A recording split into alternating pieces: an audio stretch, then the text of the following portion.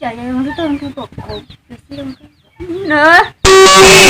Ô, nữa là phải cho sản sư. Rồi, lên trái ơi, chắc cả sợi nhuyễn rồi.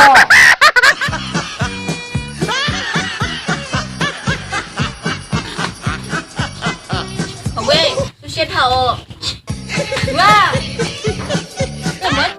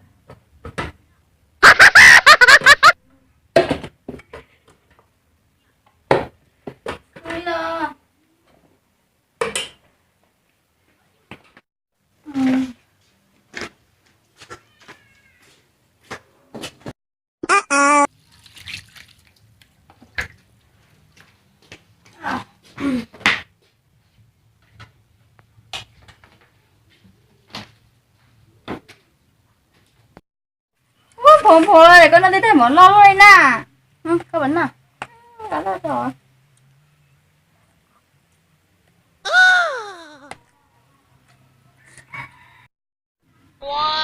Bạn thơ mà, đến tao tiêu. Đúng đâu rồi. Chưa rồi. Hãy tiêu rồi. Đúng đâu cho bé cô lý sợ. Sao dàn cho sữa o. Bây giờ. Sao đến cho số của tôi luôn nó. Nhiều cho sữa o. Một thế.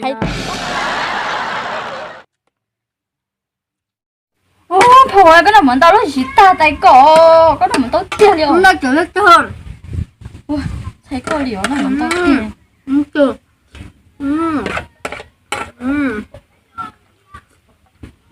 Bóc ra.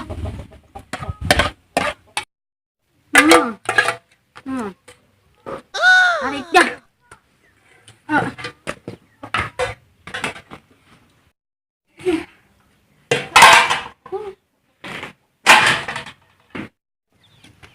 What have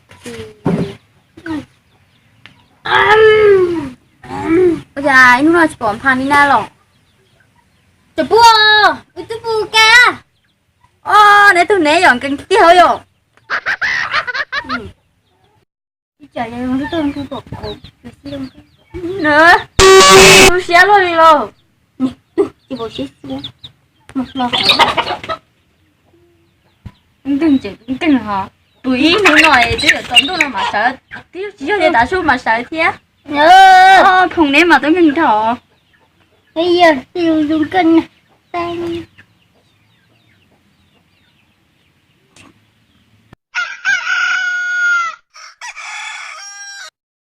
tụi tôi đi sao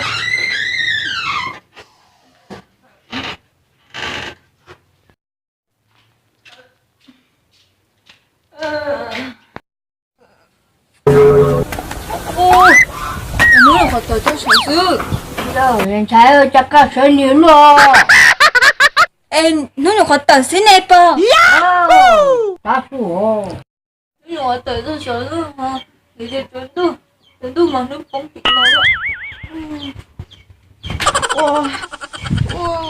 Tôi mất cái từ luôn nha.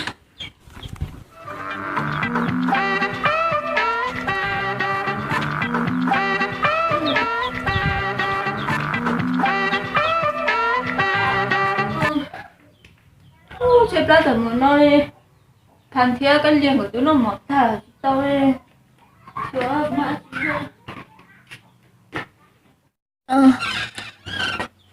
Mà chỉ nó này hả? Nó quá chi nè. Thằng kia cái liền của cha muốn nói nó ta liu á. Mà chỉ nó này. Đúng rồi.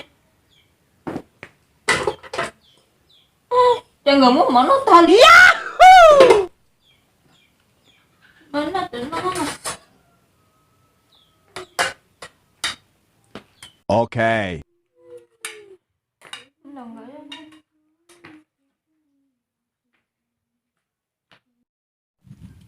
오, 밤 이누나 집 먹을 건 뭐 하시오?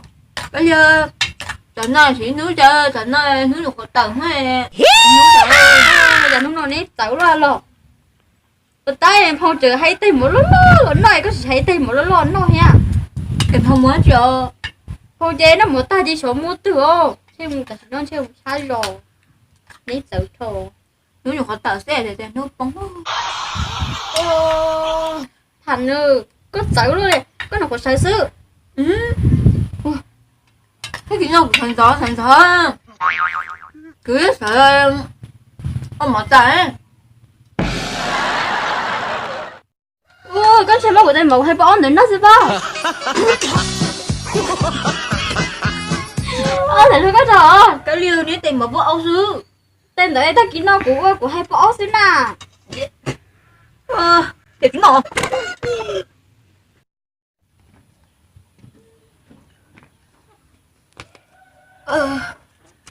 Ô hả, thấy hả? Của em liều nó lấy tiền. Nó hầu như chùa á. À chị nghe bố tổ tướng à lưỡi lưỡi khơi là cậu hai con mà chỗ của tôi rồi là của giấy tôi của sao tôi của đi sai đâu đều để nhớ tiền châu cô trăm ngoài đầu nó tên đúng rồi đây YouTube nhé. Và trăm một thổ. nó đâu là của sao đấy cơ một lá luôn à không ăn cho. một không mà